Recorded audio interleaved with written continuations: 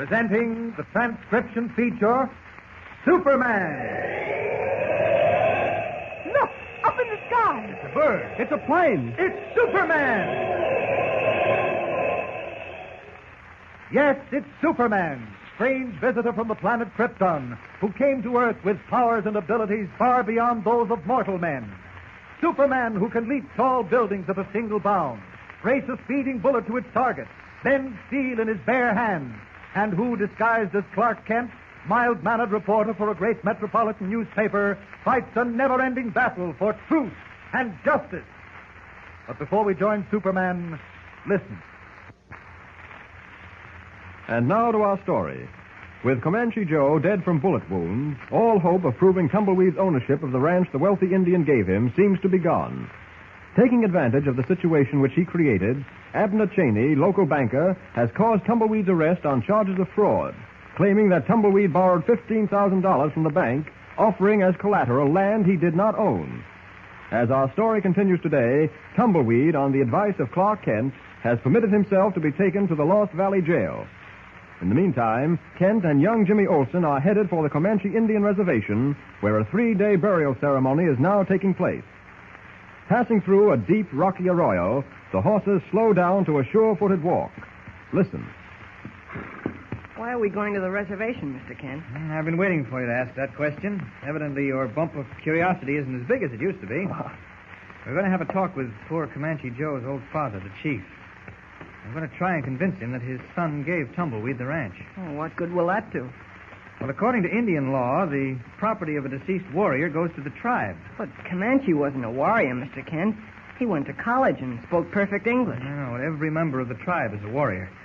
That doesn't mean he has to wear feathers and red paint. So the tribe owns Tumbleweed's ranch, is that it? Legally, yes. And you want the chief to turn it over to Tumbleweed? Didn't take you long to figure that one out. Now ask me why I want the ranch turned over to Tumbleweed. Well, that's easy. Tumbleweed owns the ranch. You won't have to stay in jail. Go to the head of the class, Jimmy, and tomorrow remind me to give you a gold star. Oh, now you're making fun of me. No, not at all. Say, why does your pony sneeze so much? I don't know. Maybe he's got hay fever or something. Now, there's the reservation up ahead. See the campfire? Gosh, must be a big one if we can see it this far off. Pull up a minute. Whoa, soldier, whoa. That pony of yours doesn't stop sneezing. Now, listen. And what am I supposed to be listening for? Don't you hear the ceremonial drums? Oh, is that what it is? I hear something else, too. Sounds like horses' hoofs. Yes, you're right. 2 riders. They're coming this way. Get your pony behind the stand of oak. Quick, hurry. Back, soldier, back. All right, not a sound, Jimmy. If that pony of yours sneezes... Gosh, I can't help that, Mr. Kent. Shh, here they come. Now, don't you worry, Slim. He'll come around. That Comanche tribe's not so rich they can afford to send down $10,000. I reckon not. First voice sounds familiar, Mr. Kent. It's Dan Larson. Saw how the old chief's eyes kind of lit up when I let him have a look at the cash. Cheney's smart, all right. Show him the cash, he says. That's what gets him. Here. I told Cheney we should have waited until after the ceremony. The Indians won't do business until it's all over. Well, we can wait. By this time, Tumbleweed's in jail. What's that? I don't know. Sounded like a horse blowing from behind that stand of oak. See anything? Too dark. Draw your gun, Slim. Yep. Come out from behind those trees, whoever you are. Don't move a muscle, Jimmy. I said come out from behind those trees. Give him a dose of lead, Slim. Mr. Kent, I'm hit. Easy, Jimmy. Oh, easy. My shoulder, it burns like a red-hot poker. I know. Just grit your teeth. Here, I'll help you off. Ow. Don't touch my arm. I'm sorry. There we are. Now, just let me cut this material away and we'll have a look at it. Does it hurt too much, Jim? No. Go ahead. Good boy. Just a little more. There. I'm glad you weren't hit, Mr. Kent.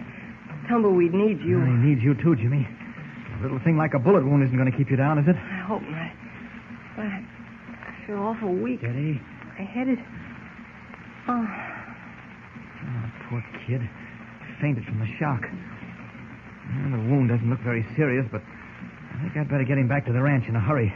As Superman, chances are both these horses can find their way. If not, I'll send someone to pick them up. Go home. Get home. Now to make time. In a way, I'm glad Jimmy fainted. He won't suffer. All right, boy. I'll handle you as gently as possible. There. Now, we'll get you to the ranch, fix you up, and then take care of Dan Larson. Up! Up! And away!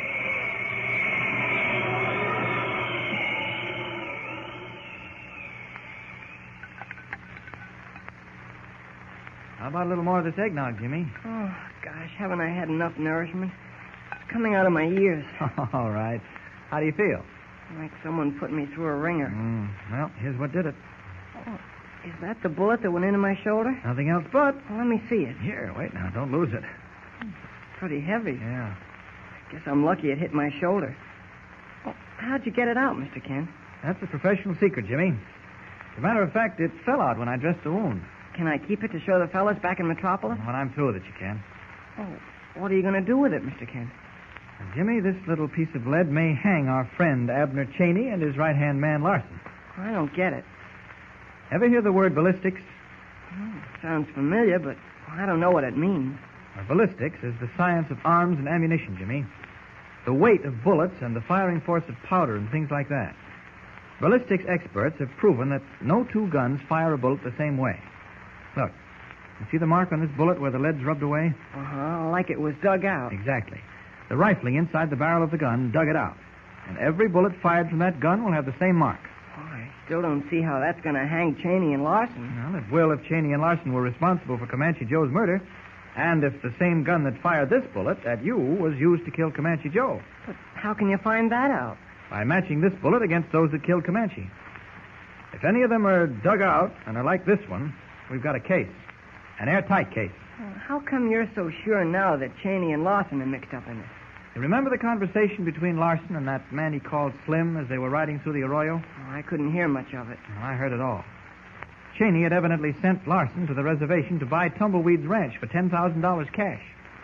The chief was interested, but wouldn't talk business until after the ceremonies. Oh, that doesn't make Larson guilty, or Cheney either. No, but it proves one thing. Both Larson and Cheney knew Comanche Joe was dead awfully soon after it happened.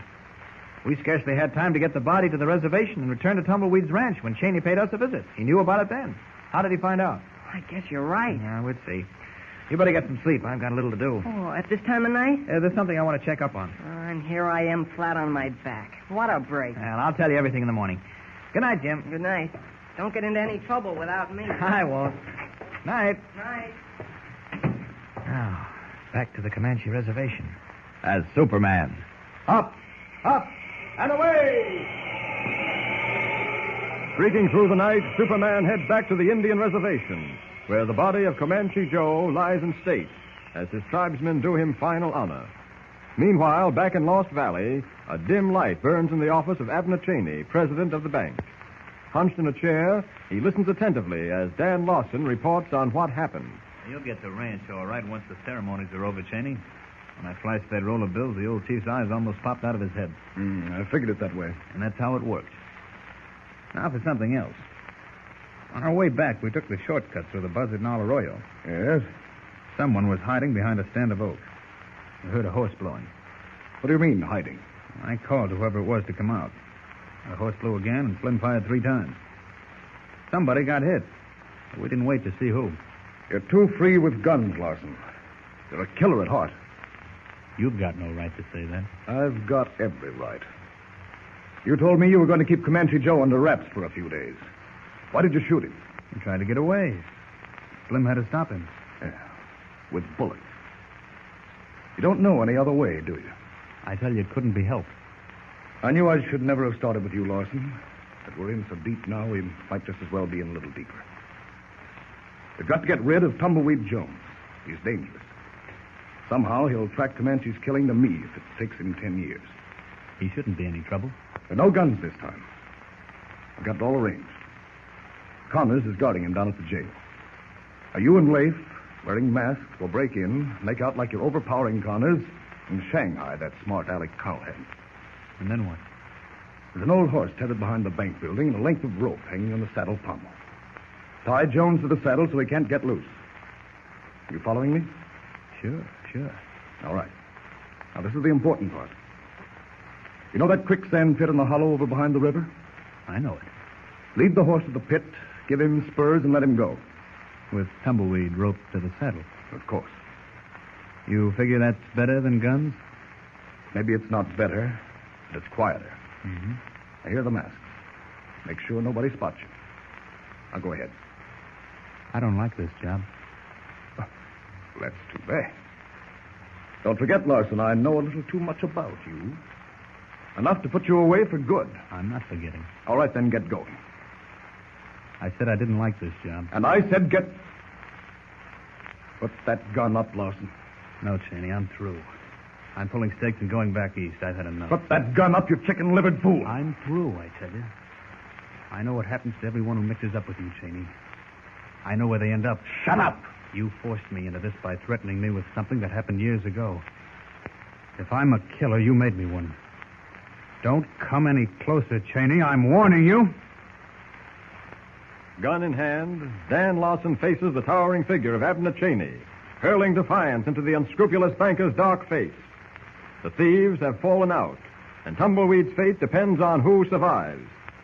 Will it be Cheney, who plans slow death for Tumbleweed in the slimy, suffocating depths of a quicksand pit? Or will it be Lawson, who thinks only of escape from the net he can see closing around him? What will happen? Don't miss the next episode. Tune in and listen with Superman.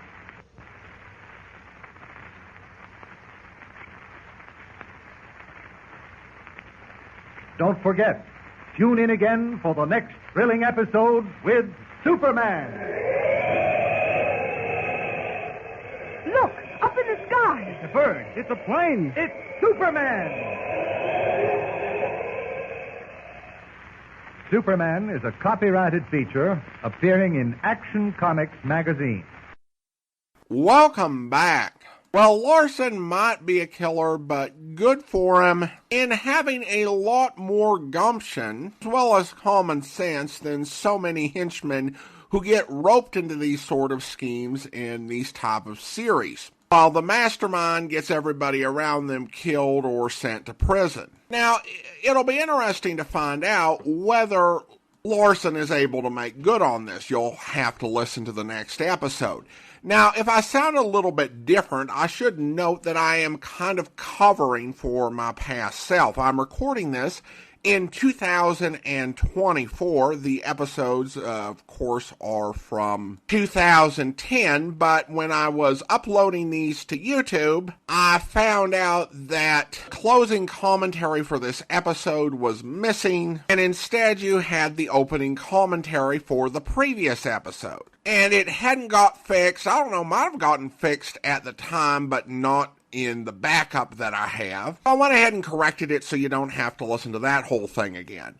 Well, that will do it for today. If you have a comment, email it to me, adam@adamsweb.us. From Boise, Idaho, this is your host, Adam Graham, signing off.